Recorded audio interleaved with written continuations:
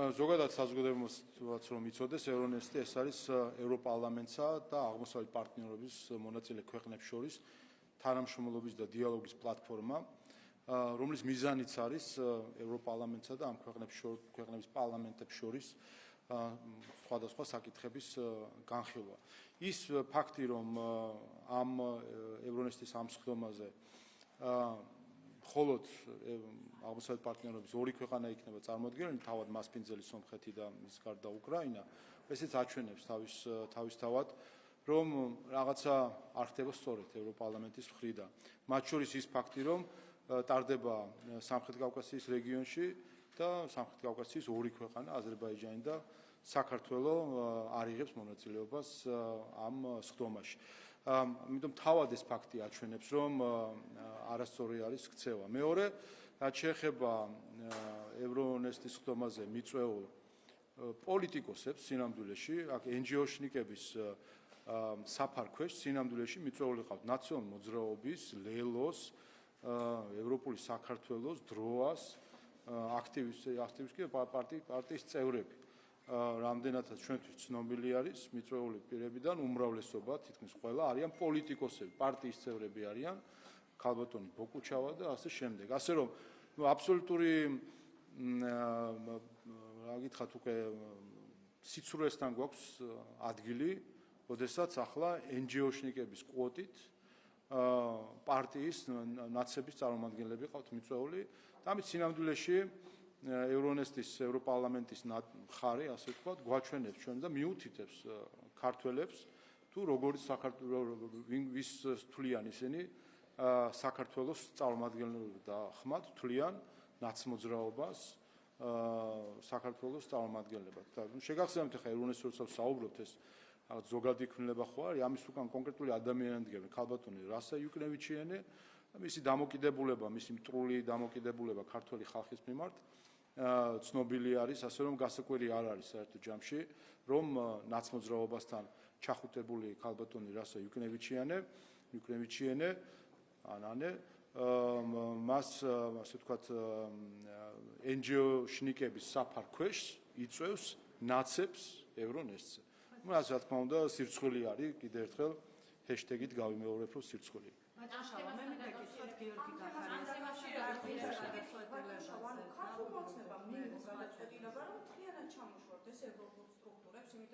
პირველი შემთხვევა არ არის, როდესაც ამბობთ თუ არ იქნება ეს ევროსაბჭო თუ ევრონესტი და ასე შემდეგ, ან მთლიანად იზოლაციაში გიდათ რომ მოიქცეთ. და ნახეთ ჩვენ ვიცით რომ ბელარუსმა შეაჩერა ამ ფორმატში, ბელარუსს აქვს შეჩერებული ამ ფორმატში მონაწილეობა. ამის შემდგომ უკვე საქართველო ამბობს უარს ფორმატში მონაწილეობას. აი რატომ თავარი მიზეზი არის? უყურეთ, რეგიონში ტარდება სამხრეთ კავკასიის რეგიონში და არ ჩადის საქართველო და არ ჩადის აზერბაიჯანი. მათ შორის. ანუ ესეც ხო აჩვენებს თავის მხრივ, რომ რაღაცა არის არასწორი მათ ქცევაში, ეს ერთი. მეორე, რაც შეეხება რატომ არ ჩადის. კიდევ ერთხელ ჩვენ ფარსში მონაწილეობის მიღებას არ ვაპირებთ, ის მტრული რიტორიკა, რომელიც ზოგიერთ ევროპარლამენტარს, რომელიც არიან ევრონესტის ხელმძღვანელობაში მათ შორის აქვთ ქართველი ხალხის მიმართ, მტრული რიტორიკა ქართული ხალხის არჩევანის მიმართ, მტრული რიტორიკა ქართველი ხალხის ხელისუფლების მიმართ, რა თქმა უნდა, ჩვენ ამ მტრულ რიტორიკას ლეგიტიმაციას ვერ მივცემთ და მათ შორის ვერ მივიღებთ იმ ფარსში მონაწილეობას, როდესაც NGO-შნიკებად გაფორმებული ყავთ თინა ბოკუჩავა, გეგელია და მსგავსი პოლიტიკოსები, როგორც NGO-შნიკები. არა, უყურეთ, კიდევ ერთხელ რეგიონში, სამხრეთ კავკასიის რეგიონში ტარდება ევრონესტის, ასე ვთქვათ, ეგიდით შეხვედრა, რომელსაც რეგიონის ორი ქვეყანა არ ესწრება. მე მგონი აქ თავად ევრონესტი საკუთარი თავის იზოლაციას, ევრონესტი აქტებს საკუთარი თავის იზოლაციას აღმოსავლეთ პარტნიორობისგან და უნდათ რომ ასე ვთქვათ, რეგიონული პოლიტიკა აეწყოს მათ პოლიტიკურ გემოვნებას. რასა იუკნევიჩიანისთვის, ვინაიდან ნახევრად ღმერთი არის მიხეილ სააკაშვილი ნაცმოძრაობა, აი ამაზე უნდა აეწყოს მათი რეგიონული პოლიტიკა, რაც რა თქმა უნდა სამწუხაროა. კიდევ ერთხელ გორბაჩოვის თანამებრძოლი ქალბატონი რასა იუკნევიჩიანი, რომ იქცევა ასე, ამაში გასაკვირი არაფერი არ არის. საბჭოთა სტილის ნაბიჯებს ჩვენ უკვე დიდი ხანია ვაკვირდებით ევროპარლამენტში. რაც ხედავთ, რომ არის გავლენა პოსტსაბჭოთა და პოსტკომუნისტური ქვეყნებისა, რომელიც რატომღაც ფიქრობენ, რომ გარკვეული რატომღაც მათ უნდა ქონდეთ მეურვეობა ქართულ ხალხზე, არ ვიცი, რატო ფიქრობენ ამას, რა მიმართებით არის, თუმცა ჩანს, რომ ეს გავლენა პოსტსაბჭოთა და პოსტკომუნისტური მიდრეკილებები, რაც ევროპარლამენტში არის, ძალიან ხელის გულზე დევს. ბატონ შალამე, მე გითხოთ გიორგი გახარიას რადიოს გადაწყვეტილებაზე, ჩვენ 12 დეპუტატი არ აძლევს ლეგიტიმაციას 1.200.000 ადამიანის მიერ არჩეულ პარლამენტსო, დღეს იყო განცხადებები, მაგრამ ხვალ შევალთ და ჩვენი ხმა იქიდან გაიცნობა. რა ტიპის პოლიტიკური მართავის მართვა? უღეთ დღეს მათ შორის გავიგეთ განცხადება იყო ერთ-ერთი პარლამენტის წევრისა, გახარიას პარტიიდან, ქალბატონი რუსუდან თევზაძისა, რომელიც მათ თქვა, რომ ის უარს იტყვის საპარლამენტო მანდატზე. ის კენჭს იყრიდა 4 ოქტომბერს ადგილობრივი თვითმმართველობის არჩევნებში, როგორც მაჟორიტარი თბილისის ერთ-ერთ რაიონში, სადაც არის 67.000 ამომრჩეველი და მან მიიღო 369 ხმა. აი, ერთი რომ ისი აქ ყოფნა, არ ყოფნა, რამდენად მნიშვნელოვანია საქართველოს პარლამენტის აქედანაც შეგვიძლია დაასკვნათ თქვენ თვითონ. და მეორე, ეს ხალხი ლაპარაკობს ლეგიტიმაციაზე, ვინც 67.000 ამომრჩეველისგან აიღო 369 ხმა. ასე რომ თავს მესმის, მათ რთული მდგომარეობა არის იმ მხრივ, რომ ის წინა პარლამენტშიც იგივე იყო, ხომ, გახსოვთ მელიას განცხადება, რომ პუფი იქნება ის, ვინც შევაო და ბოლოს პუფებად რომ შემოვიდნენ, მათაც არ ქონათ გადაწყვეტილი, რომ აქტიური მუშაობა ქონოდათ პარლამენტში, მანდატები არ დათვეს, მაგრამ არც პარლამენტში შემოდგეს ფიზიკურად ფეხი. ახლა უწევთ არჩევნების აღიარება, საპარლამენტო არჩევნების გულისხმობ აღიარება და არიან რთულ მდგომარეობაში, რომ რაღაცა გამართლება უნდა მოუძებნონ, მაგრამ უფრო სასაცილო მდგომარეობაში იგდებენ თავს, როდესაც ასეთ მართლაც სასაცილო უპირველეს ყოვლისა საკუთარი ამორჩეველთან, ხო, მათ ხედავთ ჩვენ, რომ გარე მითითებებიდან გამომდინარე, რა პროცესებიც ჰქონდა ჩვენ შარშან ოქტომბერში, როდესაც დამარცხებულმა რადიკალურმა ოპოზიციამ, დამარცხებულ ელჩებთან, დამარცხებულ უცხოელ პოლიტიკოსებთან ერთად, ასე ვთქვათ, არ უნდათ ეღიარებინათ საკუთარი მარცხი, დაიწყეს გეგმა ბეზე მუშაობა იმისთვის, რომ ძალადობრივი გზით ჩამოეშორებინათ ეროვნული და ლეგიტიმური ხელისუფლება და მიეცათ საკუთარი მარიონეტებისთვის გარედან. ეს გეგმა ჩავარდა და საბოლოოდ ჩავარდა 4 ოქტომბერს, როდესაც ვერ შემდგარი ხელისუფლების დამხობას უყურებდეთ და აქვე გავიხსენებ ქალბატონ რასა იუკნევიჩიანეს, რომელიც გარედან გულშემატკივრობდა ხელისუფლების დამხობას და პოსტზე წერდა იმ მომენტში, როდესაც პრეზიდენტის სასახლეში შევარდნა ხდებოდა, იქიდან გულშემატკივრობდა. შესაბამისად, ახლა უწევთ საკუთარ ამომრჩეველთან რაღაცნაირად გაამართლონ საკუთარი სამარცხვინო ქცევა ერთ წლის განმავლობაში, რომ პარლამენტში არ მუშაობდნენ და შემოსვლა საქართველოს პარლამენტში. თუმცა, ეს მე ვთქვი კიდევაც, რომ ამ მხრივ ერთადერთი საინტერესო ნაწილი შეიძლება, რაც მათ მუშაობას პარლამენტში შეიძლება ახდენს, არის ის, რომ შეგვიძლია პირდაპირ ვნახოთ თუ რა დავალებები მოდის გარედან. მათ შორის სიტყვასიტყვით მნიშვნელოვანი გარედან. ფაქტობრივად პარტია არის, რომელიც ფორმალურადაც გარედან იმართება ბატონი გახარიას მიერ, რომელიც გარეთ, ანუ გერმანიაში არის და ლენინივით გერმანიიდან ცდილობს აქ რევოლუციების ორგანიზებას. ორი კითხვა მექნება თქვენთან, ერთი საკონსტიტუციო სარჩელი, თქვენს და პრემიერს თქვა, რომ იქნებოდა დღეს, რატომ აგვიანებს სარჩელის გასაჯაროება, ერთის მხრივ ეს რომ გითხრათ და თქვენმა გულმა თქვა, რომ ჩვენთვის მნიშვნელოვანი სამართლებრივი ნაწილი იყოს მოწესრიგებული, ერთი ნაწილი, მეორეს მხრივ არასამთავრობო ორგანიზაციებს ჰქონდათ ეს პრესკონფერენცია და ისინი აკრიტიკებენ სრულებს, ამბობენ, რომ არის ანტიკონსტიტუციური და მთავარი მიზანი ამ ცვლილებს, როგორც ისინი ამბობენ, არის ის, რომ განსხვავებული ხმა იკრძალოს ქვეყანაში და პოლიტიკური პარტიების აკრძალვა მოხდეს, რომ ქართული ოცნება სრულ კომფორტში იყოს. ესეთი არის მათი პოზიცია, რომ გამიყოთ ერთის მხრივ თქვენი სარჩელი და მეორეს მხრივ მათი კრიტიკა. რაც შეეხება პარტიის საქმიანობის აკრძალვის კონსტიტუციურობას თუ ანტიკონსტიტუციურობას, ეს ყოველთვის იყო ჩვენს კონსტიტუციაში და კანონმდებლობაში და ნებისმიერ ქვეყანაში არის ეს ერთი.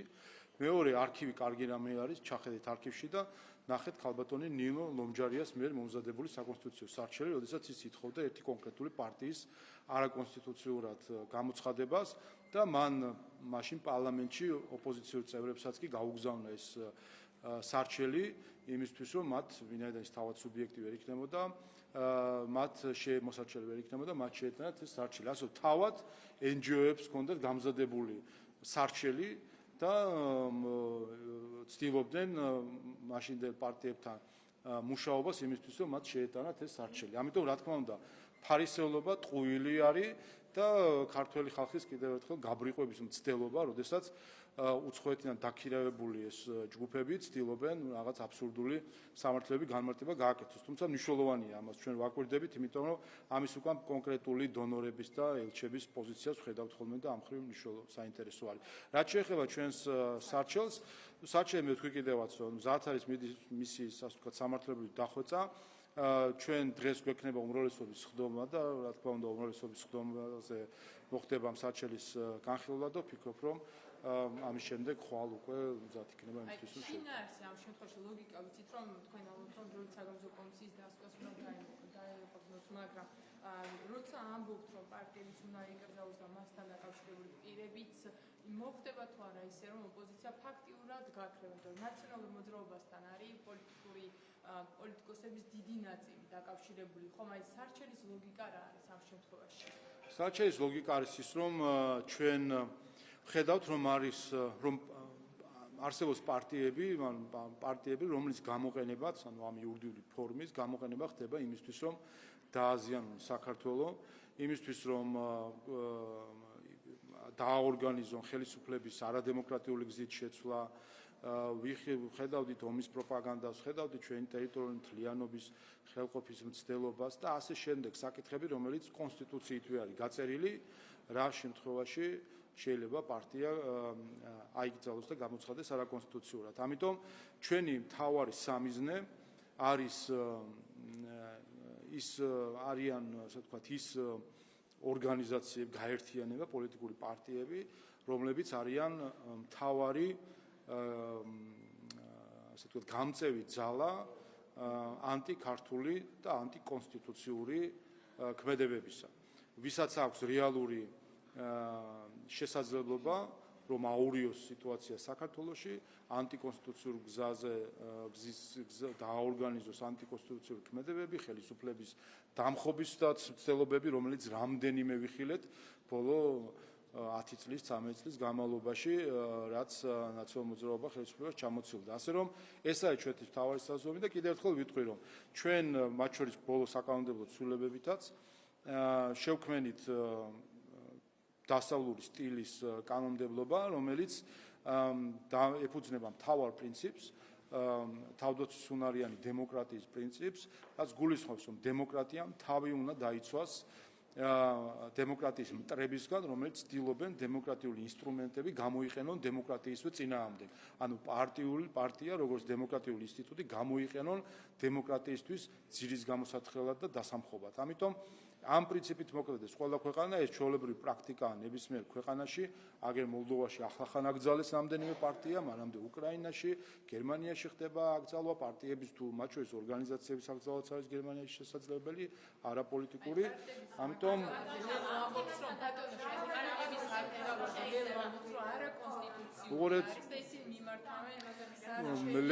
ლელოს მოუშვე მიმართონ ნინო ლომჯარიას.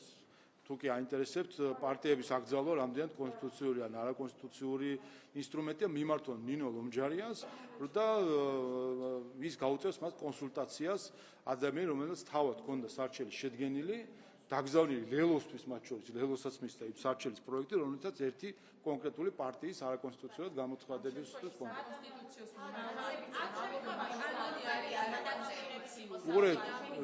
კიდევ ერთხელ პარტიის აკრძალვა ჯერ ეს კანონი მოქმედებს, რაც კი ჩვენ კონსტიტუცია გვაქვს, ეს კანონი და კონსტიტუცია ამას ითვალისწინებს 10 წლეულები არის და ახლა გაახსენდათ, როცა თავად ხედავენ რისკს, რომ ისინი შეიძლება იყვნენ ამის ობიექტი ერთი და მეორე, კიდევ ერთხელ ჩვენი თუ არ ჯერათ ნინო ლომჯარიას ხო ჯერათ, კითხონ ნინო ლომჯარიას პარტიების აკრძალვის მოთხოვნა საკონსტიტუციო სასამართლოში ეწინააღმდეგება თუ არა კონსტიტუციას.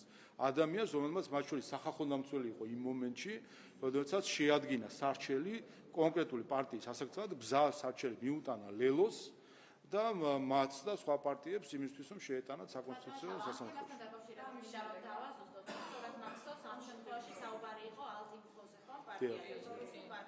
ან თქვენთვის მნიშვნელობა არ აქვს, რომელ პარტიაზე არის საუბარი, ღიად რომ რუსულ ინტერესებს ატარებდა ქვეყანაში, ამ პარტიის არაკონსტიტუციურად გამოცხადებაზე იყო საუბარი და ქართული ოცნების მიზანი არის, რომ საერთოდ ოპოზიციური ველი მოასწროთ თავს, იმიტომ რომ საუბარია 10-მდე ოპოზიციურ პარტიაზე, ან ოპონენტები საერთოდ აღარ გჭირდებათ და გინდათ რომ გაანადგუროთ, რომ ოპონენტები პრორუსულ პარტიაზე იყო ნინო უნჯარიასთან დაკავშირებით საუბარი, როდესაც ამაზე აპელირებთ, აი ამაზე რა გექნება თავი?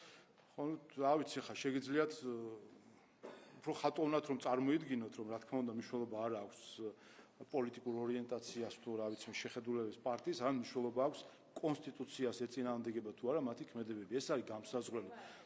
არა, შეგიძლიათ გადახედოთ ჯარისკაცის მამას ფილმს და იქ ერთ-ერთ მომენტს, როდესაც ტანკით უნდა გადაუვარო ბავშვს, რა ქვია, ვენახს და სადაც ქართველი ჯარისკაცი უხსნის საბჭოთა ჯარისკაცს, ავარაუდოთ რუსი ჯარისკაცია, რომ აგერ ბავშვიც ეს არის რომ გერმანელია და ამიტომ უნდა გადაუვარო რახან გერმანელია. მთავარი ის არის რომ კონსტიტუციას ვინ ეწინააღმდეგება და ვინ არა. ეს არის მთავარი. და თქვენ რასაც საუბრობთ? თლიან, რატომ თლიანი? ჯერზე რატომ თლიანი? მოგეთ, კიდე ერთხელ, ერთი წამი და ამას მოვჩვენ.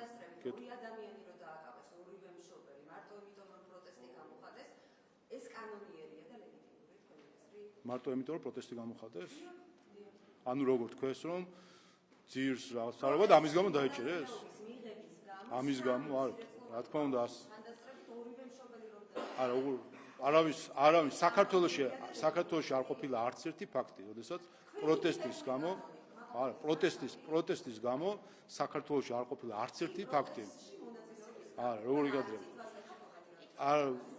არა, პროტესტში მონაწილეობის გამო არ დაუკრავეთ, ის დააკავეს გზის გადაკეტვის გამო. პროტესტში არ მონაწილეობდა?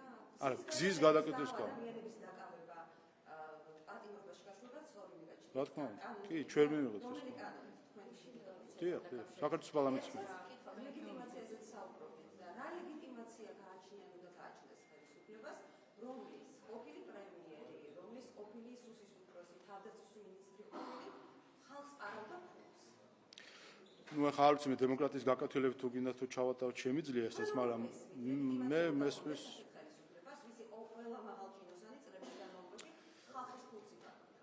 მე მესმის ასე რომ ლეგიტიმაცია გულისხმობს დემოკრატიულ ლეგიტიმაციას, რაც ნიშნავს სახალხო ლეგიტიმაციას არჩევნების გზით.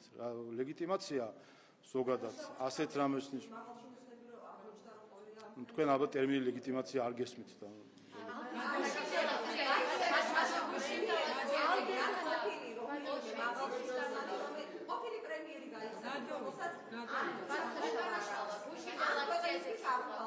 ან რა გაინტერესებთ ახლა ლეგიტიმაცია გაინტერესებთ თუ რა რატო მეჩხობთ? ამის რომელიმე ყოფილი პრემიერი, რომელსაც ამ ფული არ მოუყარავს, ან სამშობლოსთვის აღუყავია. მოგეთ თქვენ აქ ვიქტორინის ჩატარება თუ გნებავთ, არ ვიცი მე ვიქტორინა შეგიძლია ჩაპროს.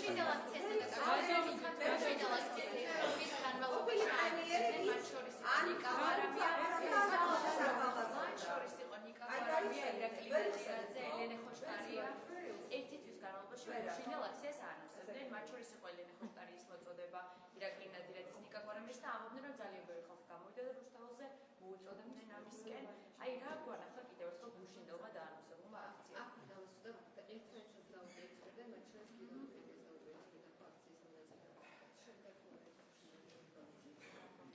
ხო, ნუ ჩვენ ხედავთ დამარცხებული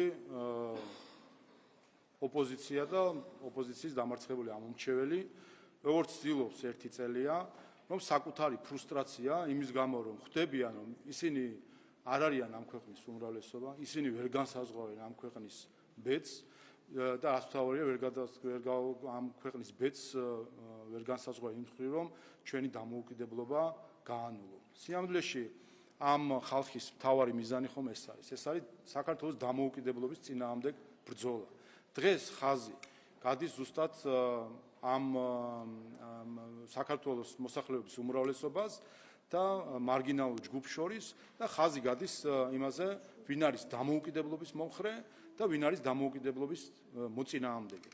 ეს ჯგუფი ადამიანების, მათ შორის ის ადამიანები, ვის გარეთ დგანან პოლიტიკოსები თუ მათი ამომრჩევლები, ხომ? მათი მთავარი მოთხოვნა რა არის?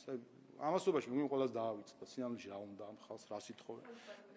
მთავარი მოთხოვნა მათი არის, რომ საქართველოს ყავდეს ისეთი ხელისუფლება, რომელიც შეასრულებს ყველა გარედან მომდინარე მითითებებს. ეს არის ხომ მთავარი პრეტენზია, რასაც ისინი უყენებენ ქართული ხალხის მიერ არჩეულ ქართული ოცნების ხელისუფლებას. მთავარი პრეტენზია არის, რატო არ უჯერებ ევროკავშირის ელჩს, რატომ არ უჯერებ რასა იუკნევიჩიანეს, რატომ არ უჯერებ მესამე, მეოთხე და მეშვიდე ხარისხოვან ბიუროკრატებს ბრიუსელში. ეს არის, რომ მათი უცხოელების სიტყვა უნდა იყოს კანონი და არა პარლამენტის კანონი უნდა იყოს კანონი. ეს არის მთავარი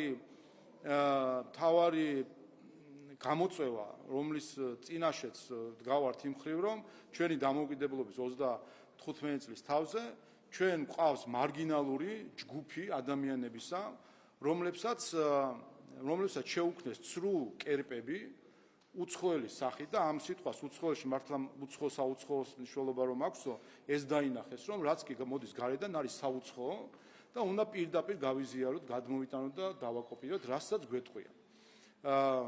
და ქართველი ხალხი, რომელმაც ზუსტად ეს არჩევანი გააკეთა ქართულმა ხალხმა 2024 წელსაც, როდესაც რეფერენდუმად გამოაცხადეს. და მათ შორის წელსაც ამ მხრივ ეს არჩევანი გაამყარა, რომ ქართველი ხალხს თავისი გამოცდილებით და სახელმწიფოებრიობის ისტორიიდან გამომდინარე არ სურს იყოს უცხო ქვეყნიდან მართული. ეს არის სინამდვილეში ისინი, რომლებიც ამბობენ, რომლებიც თითქოს რაღაც პატრიოტულ სლოგანებს ისვრიან, სინამდვილეში უნდათ საქართველოს აქციონ ვასალურ ქვეყნად, რომელსაც ეტყვიან, რომ მოსამართლეები უნდა დაგინიშნონ უცხოეთიდან. კი, უნდა დაგვინიშნონ უცხოელებმა მოსამართლეები, რომელსაც ეტყვიან, რომ კანონშემოქმედების პროცესში უნდა უცხოეთიდან დაქირავებული ორგანიზაციები იჯდნენ პარლამენტში და მათ უნდა კონდეთ გადამწყვეტი სიტყვა, მათ უნდა დავარქვათ ამ NGO-ებს უნდა დავარქვათ სამოქალაქო საზოგადოება, ხალხი უნდა დავარქვათ აი ამ ჯგუფს და არა არჩეულ პარლამენტის წევრებს და მათ უნდა გადაწყვეტონ კანონები. ეს ყველაფერი ამას ითხოვენ ისინი და ეს არის ზუსტად ვასალობა. სინამდვილეში მათ უნდა საქართველოს აქციონ ვასალურ სახელმწიფოდ, რომელიც გარედან მითითებებზე იქნება დამოკიდებული და თვითონაც ასე ვასალებად იქცევიან და ამ ვასალობამ მიიყვანა გახარია იქნება თუ სხვები მანდატების ჩახსნაზე და პარლამენტში არჩევნაზე. სადაც გმობს ეგრეთ წოდებულ გაფრთხილ არჩევნებს და ამბობენ, რომ ევროკავშირმა უნდა მიიღოს გარკვეული სანქციები. ალდეს ეს რეზოლუცია არ შევაფასოთ. ხო, არ შეეხება ალდეს რეზოლუციას, ნუ რა ვიცი, ორგანიზაცია, რომლის წევრიც არის გირჩი, დროა, ლელო და მსგავსი პარტიები, რომლებიც საქართველოში ხელისუფლების დახრობას გეგმავდნენ და დემოკრატიაზე უარს ამბობენ, ნუ თავის თავზე მეტყოლებს ეს ყველაფერი და მათ ქვესვა მათ ყალბი არჩევნები უწოდეს თვითმმართველობის არჩევნებს. რაც საინტერესოა, მათი წევრი პარტია ლელო იღებდა ამ არჩევნებში მონაწილეობას და მანდატები მიიღო და ამ მანდატების გამოყენებასაც აპირებენ და რანაირად არის ყალბი არჩევნები, ეს კი ცალკე საკითხია. თუმცა მე მეორე ასპექტი უფრო მენიშნა, ალდეს ლიდერები არიან ქალბატონი კაია კალასი და ქალბატონი მარტა კოსი. გაფართოების კომისარი კოსი და საგარეო საკითხებში კომისარი კალასი. და რამდენადაც ნახეთ, ისინი მათ შორის მონაწილეობას იღებდნენ ამ კონგრესში. და რა თქმა უნდა, ახლა კითხვა ლეგიტიმური არის იმ მხრივ, რომ რასთან გვაქვს საქმე ქალბატონი კალასი და ქალბატონი კოსი ჩვენს თვითმმართველობის არჩევნებს უწოდებენ ყალბარჩევნებს. ეს არის მათი განცხადება, ამიტომ მნიშვნელოვანია ჩვენ ეს ამ მხრივაც განმარტებები მოვისმინოთ, ვინაიდან ეს იქნებოდა თავდასხმა ქართულ დემოკრატიაზე და როდესაც მათ შორის ამბობენ, რომ თითქოს ყალბი არჩევნები, ეს არის ფაქტობრივად 1,5 მილიონი საქართველოს ამომრჩევლის, რომელმაც მონაწილეობა მიიღო ამ არჩევნებში, ამ ადამიანებს გაუქმება. ანუ ეს პარტია ამ რეზოლუციით გვეუბნება, ჩვენ არ ვავსებთ. ვინც მონაწილეობა მიიღეთ არჩევნებში, თქვენ ხართ არაფერი. თქვენ ხართ ნული. ნიშნულობა აქვს შუშანა მაცაბერიძეს ალდეს პარტიისთვის. ის არის ხალხი და ჩვენ ვართ ნული. 1,5 მილიონი საქართველოს მოქალაქე, რომელიც მივიდა არჩევნებში, ვართ ნული მათთვის. არ ვარსებთ როგორც ხალხად. და ეს არის მთავარი პრობლემა. ჩვენ შევყურებთ ევროკავშირს, ბრიუსელს და ხედავთ, ბრიუსელში ხედავთ პირდაპირ საბჭოთა პერიოდს. როდესაც ზუსტად ასე ვიყურებდნენ როგორც არარსებულს, გაუქმებულ ხალხს და ქვეყანას, რომელსაც ჩვენი სათქმელია, ჩვენ სათქმელს ვერ ვიტყოდით, უნდა დაენიშნა ჩვენთან მეორე მდივანი, რომელიც ყველაფერზე ვეტოს დაადებდა, ზუსტად ეხლაც ესე უნდა მეორე მდივნებად ყავდეთ თავის წარმომადგენლები, რომ ყველაფერზე ვეტო დაგვიდონ და აი ამ პროცესს ხედავთ, სხვა შორის ქალბატონი კალასი და ქალბატონი კოსი ორივე პოსტსაბჭოთა, პოსტკომუნისტური რესპუბლიკელებიდან არიან და იმ დროს დაბადებულები, როდესაც საბჭოთა კავშირი არსებობდა და ეს არის ის სამწუხარო გავლენა, რასაც ჩვენ ხედავთ ბრიუსელში, ეს გარკვეული სოვიეტიზაცია და რაღაც საბჭოთა ნიავი, რომელიც უკვე ცოტა ქარიშხლად იქცა ბრიუსელის სხვადასხვა დაწესებულების კორიდორებში. შეიძლება ერთი კითხვა მინდა რომ დავისვათ გრიგოლ ილუაშვილთან დაკავშირებით, სად არის გრიგოლ ილუაშვილი, გაქვთ თუ არა ინფორმაცია, საქართველოში იმყოფება ეს ადამიანი თუ დატოვა მან ჩვენი ქვეყნის საზღვარი? ვერ გეტყვით, არ ვიცი. არ გაქვთ ინფორმაცია სად იმყოფება ის? თუ დაინტერესებთ ხართ არ მაქვს მაგალითად, დაინტერესებთ საზღვარგარეთ წავიდა გრიგოლ ილუაშვილი და თავს უშველა. არ მაქვს არანაირი ინფორმაცია, სხვა რა. არ მაქვს არანაირი ინფორმაცია. გრიგოლ ილუაშვილის გარემოცვა დააკავეს კორუფციასთან დაკავშირებით და შესაძლებელია სწორედ გამოძიება მიმდინარეობს მასთან დაკავშირებითაც, ხო? თქვენ არ გაინტერესებთ ეს ადამიანი საქართველოში იმყოფება თუ არ იმყოფება? უბრალოდ ერთი რამეს კიდე გავიმეორებ და მე მგონი ყველა დამეთანხმება, თქვენს დამეთანხმებით, რომ სამართალდამცავი სტრუქტურების კომუნიკაციის სტილი რადიკალურად შეცვლილია, არის პროაქტიული, აგერ მეც ვნახე 3 საათზე პროკურატურაში კიდევ ერთი ბრიფინგია დანიშნული, არის პროაქტიული ერთის მხრივ, მეორეს მხრივ, თუ კი რაიმე კითხვები არის და ღია კითხვები არის, ამასაც ძალიან სწრაფად სცემენ პასუხს, ამიტომ ვფიქრობ, რომ მათ შორის პარლამენტის მხრიდან კომენტარები საჭირო არ არის იმ მხრივ, რომ სულად უზრუნველყოფილი ხართ ინფორმაციით. კიდევ ერთხელ გითხარით არანაირი ინფორმაცია ამასთან დაკავშირებით არ მაქვს.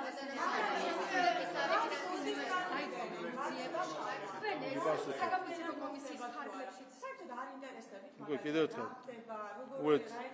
მე ვფიქრობ და კიდევ ერთხელ შევაქებ ჩვენი სამართალდამცავი სტრუქტურების, შეასაკუთრებით სამინისტროს, პროკურატურის, სახელმწიფო სამსახურის სამსახურის კომუნიკაციის ახალ სტილს, რითაც ვფიქრობ, კმაყოფილია საზოგადოება და რაც თავია კმაყოფილი არის საპარლამენტო უმრავლესობაც, ვინაიდან საზოგადოება ძალიან სწრაფად იღებს ყველა ინფორმაციას.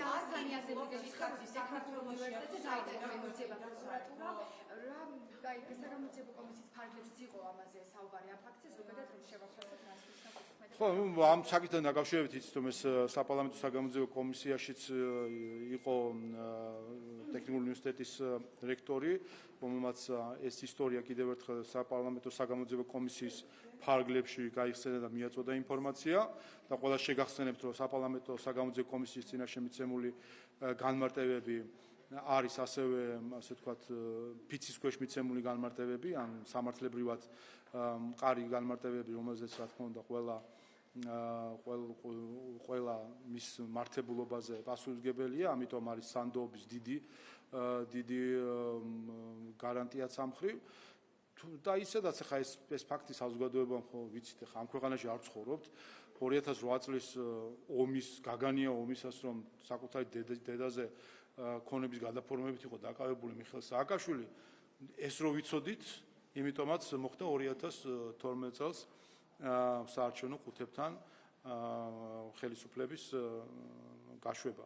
ასე რომ კიდევ ერთხელ ეხლა უკვე ნახოთ ის ისტორიები, რაც ჩვენ ვიცოდით ზოგადად, ერთი, მეორე ისაც მოვისმინეთ საპარლამენტო საგამოძიებო კომისიის ფარგლებში და ეს არის აისახა მათ შორის ჩვენს დასკვნაში და პარლამენტის რეზოლუციაში, არის საკმაოდ დამაჯერებელი, რამდენად სამართლებრივად არის გამყარებული მტკიცებულებებით, ამას დაადგეს პროკურატურა.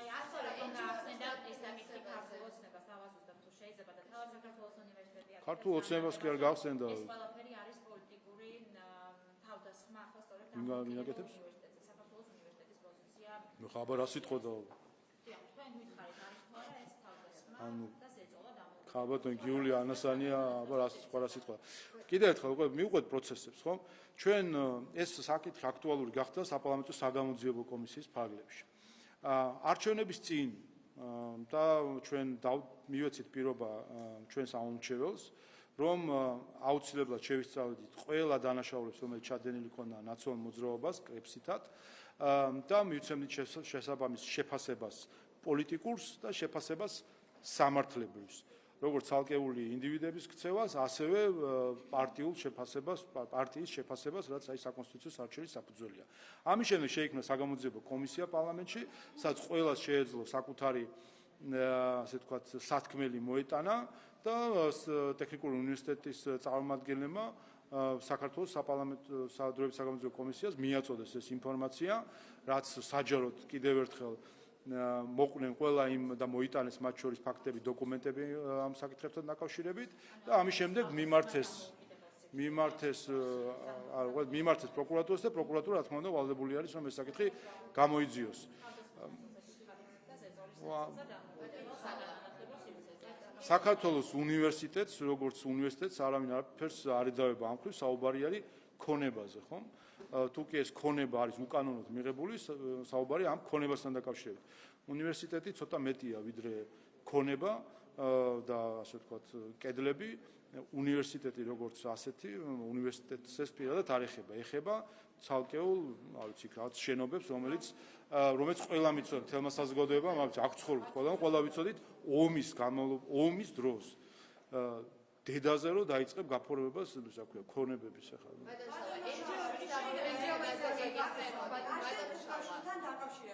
ფიქრობთ თუ არა რომ რაჟდენ კუპრაშვილმა უნდა დაზავოს თანამდებობა. ვინაიდან მან ეს ვერ მიხვდა რომ ირაკლი ღარიბაშვილი დეკლარაციებს არასწორად ავსებდა და დეკლარაციებში არ შექონდა ის თანხა, რომელიც მას ჰქონდა და ფიქრობთ თუ არა რომ რაჟდენ კუპრაშვილი მინიმუმ გამოკითხვაზე უნდა იყოს დაბარებული. ამას აქვს თუ არა მაგალითად შესაძლებლობა რომ თქვენ დაიბაროთ პარლამენტში და დაუშვათ მას კითხვები. უნდა გადადგეს თუ არა რაჟდენ კუპრაშვილი. უბრალოდ ყოვლისა კიდევ ერთხელ რაც შეეხება ანტიკორუფციულ ბიუროს როგორც ინსტიტუციას, ეს არ გახლავთ საგამოძიებო უწყება, ის გახლავთ სხვადასხვა ფუნქციის მატარებელია, ერთ-ერთი მათ შორის არის საჯარო მოხელეების დეკლარაციების შევსების ორგანიზება და მისი გადამოწმება. იმ გადამოწმება ასე ვთქვათ, არა საგამოძიებო ინსტრუმენტებით, ასე ვთქვათ, არამედ იმგვარი ინსტრუმენტებით, რომელიც მათ შორის შეიძლება ჩვეულებრივ ადამიანსაც გააჩნდეს სხვადასხვა რეესტრებში. კიდევ ერთხელ ეს არ გახლავთ ანტიკორუფციული ბიურო არ გახლავთ საგამოძიებო უწყება, ან გახლავთ სხვა ტიპის გადამოწმებას ახდენს დეკლარაციების, ვიდრე ეს შეიძლება გამოძიებას.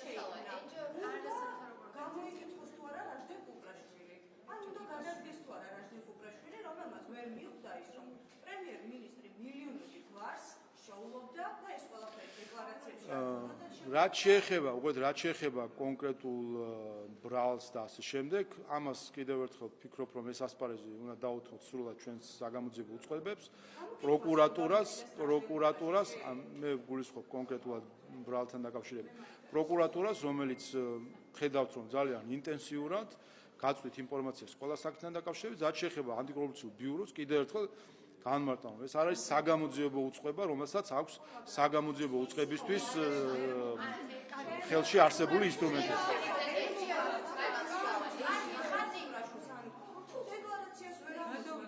კიდევ ერთხელ, რასაც აკეთებს ანტიკორუფციული ბიურო, ეს არის ანტიკორუფციული ბიურო, რასაც აკეთებს, ეს არის დეკლარაციების გადამოწმება მათ შესაბამისობაზე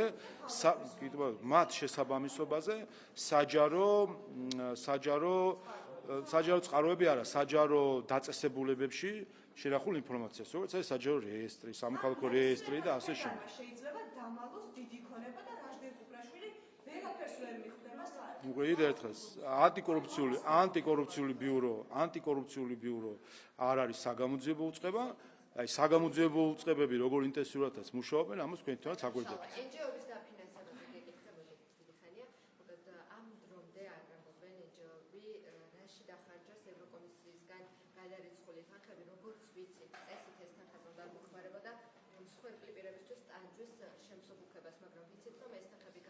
ახლა იმ NGO-ებზე, რომლებიც აქციებს აფინანსებენ და ამის არც მალავენ. ეს დუმილი რომ შეაფასოთ და ასევე ევროკავშირის ელჩმაც მხარდაჭერა გამოუცხადა ამ NGO-ებს და თქვა რომ გავაგრძელებთ მათ დაფინანსებას, რომ ეს ნაწილი ძალადობას არ ვაფინანსებთ, ესეც. პირველი, რაც შეეხება ევროკავშირის დაფინანსებებს. როდესაც ევროკავშირის საელჩოს აქვს მიმოწერა ტერორისტთან, რა თქმა უნდა, ჩვენი ნდობა ევროკავშირის საელჩოს და ევროკავშირის საელჩოს მხრიდან მომდინარე დაფინანსების მიმართ არის ძალიან დაბალი. და ჩვენ, რა თქმა უნდა, და მე პირადად ძალიან ეჭვის თვალით უყურებთ ყოველგვარ ასეთ დაფინანსებებს. იმიტომ რომ ჩვენ ვნახეთ, რომ ევროკავშირის საელჩო ერთი რომ აფინანსებდა ორგანიზაციებს, რომელზეც უკვე მხილებულია, რომ ისინი ყიდულობდნენ აღჭურვილობას მოძალადეებისთვის, პოლიციისთვის წინააღმდეგობის გასაწევად. ეს არის უკვე დადასტურებული, მათ შორის აღიარა ისვედის მოქმედმა ხელმძღვანელმა აღიარა, რომ წინა ხელმძღვანელის პირობებში, ქალბატონ ნინო დოლიძეს პირობებში 2020 დეკემბერში მათ იყიდეს პოლიციისთვის წინააღმდეგობის გასაწევი აღჭურვილობა და მისცეს აქციის მონაწილეებს. ეს აღიარეს თავად.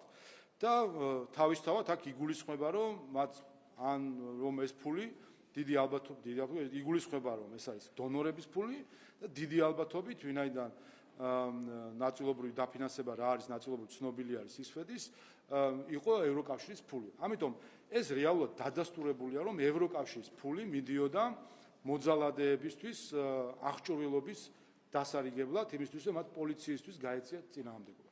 ამაზე დღემდე ევროკავშირის საელჩოს არც განმარტება, არც გამიჯვნა, არც განცხადება, რომ შეისწავლიან ამ საკითხს და არც ბოდიში არ მოგვითხოვია. უფრო მოგვისმენია, უფრო მეტიც, უარესიც ჩვენ ვნახეთ ამ დღეებში, რომ აღმოჩნდა, რომ თურმე ევროკავშირის საელჩოს აქვს მიმოწერა ტერორისტთან, სასამართლოს მიერ დადასტურებულ ტერორისტთან. სხვათა შორის, როდესაც ევროკავშირის ელჩს კითხეს ცეცხლადესთან დაკავშირებით, მიიჩნევს თუ არა ის მას უსამართლოდ გასავარდნილად თუ პოლიტპატრონად თუ ასე შემდეგ, მისი პასუხი იყო, რომ ეს უნდა დაადგინოს სასამართლოება. არ ვიცი ბატონი ჰერჩისკი მახსოვს მე სასამართლო პროცესებზე იჯდა და არ ვიცი ის მოწყდა ინფორმაციებს თუ არა, მაგრამ თუ არ აქვს ეს არ მიაწოდეს ინფორმაცია საელჩოს თანამშრომლებმა, მე ვეთქვი, რომ ზვიად ცეცხლადესთან დაკავშირებით არსებობს უკვე განაჩენი, რომელსაც დადასტურებულია ის იყო ძალადობის ორგანიზატორი და ამას საერთაშორისო ტერმინოლოგიაში ქვია ტერორიზმი. და ამ ტერორისტთან მიმოწერაში იყო ევროკავშირის საელჩო, ასე რომ რა თქმა უნდა, როდესაც ჩვენ ვხედავთ ასეთ ნაბიჯებს ევროკავშირის საელჩოს მხრიდან, ჩვენი ნდობა მათი დაფინანსების მიმართ არის ძალიან დაბალი. ამიტომ ყველა ასეთ დაფინანსებას უყურებთ ეჭვის თვალით და სამწუხარო არის, რომ ამის თქმა გვიწევს, რომ ასე ეჭვის უყურებთ და უნდა ვეძებოთ რაღაცა მზაკრული მიზნები ამ დაფინანსების უკან და ეს ნაბიჯ-ნაბიჯ ცხადდება, რომ ესე იგი წამების მსხვერპლთა საფარ ქვეშ, ამას ანუ ეუბნებიან ევროკავშირის მოქალაქეებს, რომ აი თქვენი ფული გადასახადებით თუ გადაიხადეთ, ამას ჩვენ ახლა ამითი ვაფინანსებთ წამების მსხვერპლებს და სინამდვილეში ამას ყველაფერს ხარჯავენ იმისთვის, რომ დაამხონ ხელისუფლება, წინააღმდეგობა გაუწიონ პოლიციას, წაახალისონ მოძალადეები და ასე შემდეგ. ასევე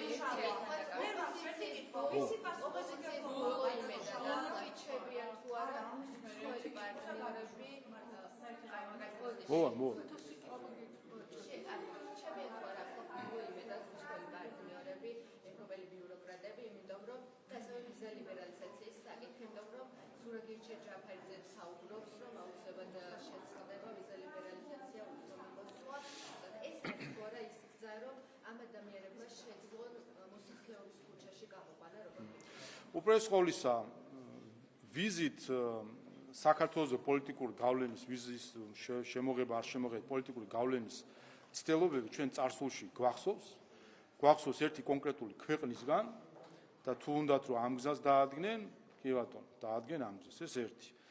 მეორე, ეს აჩვენებს უპირველეს ყოვლისა, რომ არის მტრული პოლიტიკა ქართული ხალხის მიმართ, იმისთვის რომ მოახდინონ გავლენა მის პოლიტიკურ არჩევანს. ეს არის ყველაზე კატასტროფა ამ ყველაფერში ის არის, რომ უბიზო მიმოსვლას, ანუ ხალხებს შორის ურთიერთობის ხელშეწყობას იყენებენ როგორც იარაღს სხვა ხალხების პოლიტიკურ არჩევანზე გავლენის მოსახდენად. რაც არის ძალიან დაბალი საქციელი.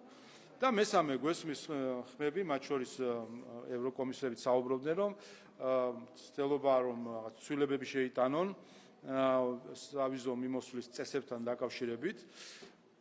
ეს ისე გადახვევისთვის რომ ამბობენ რომ მორგებულ კანონებს იღებენ, თურმე რაღაცებს არ გებენ, ეგრე გამოდის ევროკავშირის დებულებებს და ცვლილებები, რომლითაც შესაძლოა გარკვეულ ჯგუფს დაუდგინდეს მხოლოდ სავიზო მოთხოვნები და გამოყვან რომ გვეყოლება ერთი ჯგუფი ქართველებისა, რომელსაც ვიზა დაჭირდება და მეორე ჯგუფი ქართველებისა, რომელსაც არ დაჭირდება. ამას სამართლებრივად ქვია სეგრეგაცია. და ამის შეუძლია ყველამ ჩახედოს საკუთარ წარსულს, ისტორიას და ნახოს სეგრეგაცია რას ნიშნავს. თუკი ბრიუსელი ფიქრობს, რომ უნდა საქართველოსთან დაუბრუნდეს სეგრეგაციის პოლიტიკას, ეს კიდე სხვა დონის კატასტროფა არის, რომელიც შეიძლება ჩვენ გქონდეს, რომ ერთი ხალხი დაყონ, ვიღაცები, რომელიც წინ სხედან და ვიღაცებს უკან დასვან. და სეგრეგაციას გააკეთებენ. შენ ხარ, ასე ვთქვათ, ადამიანი, ვისაც ვიზა გჭირდება და შენ ხარ ადამიანი, ვისაც ვიზა არ გჭირდება. აი ეს არის ზუსტად ის ევროპა, რომელსაც არანაირი კავშირი ევროპულ ღირებულებებთან აღარ ექნება და რა თქმა უნდა, აღარ ექნება არანაირი კავშირი ქართულ ღირებულებებთან. ადგილობრივი პოლიტიკური ძალებიც რომ ამ საკითხს იყენებენ, ამით სურთ თუ არა რომ მოსახლეობა უყურეთ, კიდევ ერთხელ, ვიზის საკითხი გამოყენებულია ქართველ ხალხის პოლიტიკურ არჩევანზე გავლენის მოსახდენად. შესაბამისად, ეს გახლავთ გარედან საქართველოს შიდა პოლიტიკაზე გავლენის მოხდენის ინსტრუმენტი. რაც არის აკრძალული ქმედება, მათ შორის გაეროს წესდებით აკრძალული ქმედება, შესაბამისად, ეს არის საქართველოს მიმართ მტრული ქმედება, როდესაც ცდილობენ გარკვეული ინსტრუმენტებით ქართულ ხალხზე ზემოქმედება. ხოლო ისინი, ვინც ამ საკითხში ჩართული არიან, ამ მტრულ საქმიანობაში თანამონაწილე საქართველოს მოქალაქეები.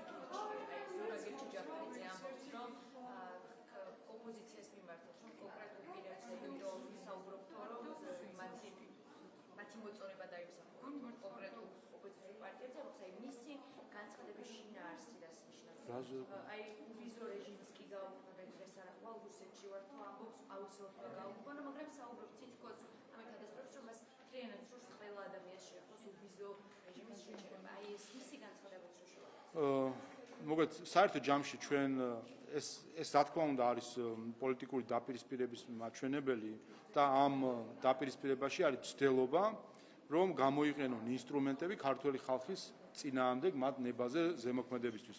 რაც გახლავთ ანტიდემოკრატიული ქცევა და როდესაც ბრიუსელი ანტიდემოკრატიულად იქცევა, ის აცდენილია ევროკავშირის პრინციპებს, ერთადერთი რაც ჩვენ შეგვიძლია მოუწოდოთ, რომ დაუბრუნდნენ ევროკავშირის პრინციპებს, ევროპულ ღირებულებებს, თუ არა და ვინ თუ არა ჩვენ საბჭოთა კავშირ გამოვლილმა ხალხმა ვიცით და კარგად ვხედავთ პირდაპირ საით მიდის აი ამ გზით ბრიუსელი, მიდის პირდაპირ უკან საბჭოთა კავშირში. ვისი პასუხისმგებლობა არის, რომ არავინ არ აკონტროლებდა კაცს, რომელიც ქართულ ჯარს ძარცვავდა. საუბარი მაქვს თქვენს თავდაცვის მინისტრზე, ყოფილზე, ჯუანშე ბურჯულაძეზე. 10 მილიონი რჩებოდა თითო ტენდერიდან ამ ადამიანს. როგორ შეიძლებოდა ეს ყველაფერი მომხდარიყო ისე, რომ არ საგნოდა ირაკლი ღარიბაშვილს? თქვენ როგორც პარლამენტის თავმჯდომარე და ზოგადად პარლამენტის საზედამხედველო ფუნქციებს უნდა განახორციელებდეს, რა ვიცი, მთავრობაზე, აი რანაირად მოხდა და ვისი პასუხისმგებლობაა, რომ ვერავინ ვერ გააკონტროლა კაცი, რომელიც ძარცვავდა ქართულ ჯარს. უპირველეს ყოვლისა, პასუხისმგებლობა ზუსტად ის, რომ ჩვენ ვხედავთ სამართალდამცავი უწყებები აქტიურ ქმედებას იმისთვის, რომ გამოვლინდეს ყველა შესაძლო სამართალდამცავი, მათ შორის ყველა დონეზე. და ის ფაქტი, რომ სამართალდამცავი სტრუქტურები არ ერიდებიან რეგალიებს ამ მხრივ და ორიენტირებული არიან, რომ გამოავლინონ ყველა დარღვევა, რაც კი შეიძლება არსებობდეს, აჩვენებს სწორედ პოლიტიკურ პასუხისმგებლობას, რომელსაც უძღვება მათ შორის პარლამენტის მონაწილეობით ეს პოლიტიკური გუნდი. დანაშაულს თუ არ ჩაიდენენ, მისი გამოვლენაც ვერ მოხდება. ზოგადად თანმიმდევრობა ასეა, ჯერ დანაშაულს ჩადიან ხოლმე, შემდეგ ხდება მისი გამოვლენა.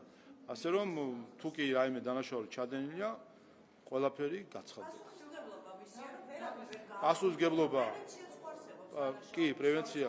მოსწონდა იმ ადამიანს, რომ ვინმე გამადიდებელი შუშით დააკვირდებოდა მის საქმიანობას, მაგალითად პარლამენტში რომ მოვიდოდა, მადლობების გარდა ტექნიკურ კითხვებსაც დაუსვამდით, შეიძლება ეს დანაშაული არ ჩაედინო ბოდიში. ხო, მათ შორის პრევენცია რატო არ მოხდა? ხო, თქვენი ფუნქციები გაქვთ, რაღაც სადეზე ყველა მართლმსაჯულს ყველას აქვს თავისი ფუნქცია და თავისი უფლებამოსილების ფარგლები და კომპეტენცია, რომლის ფარგლებშიც მიდის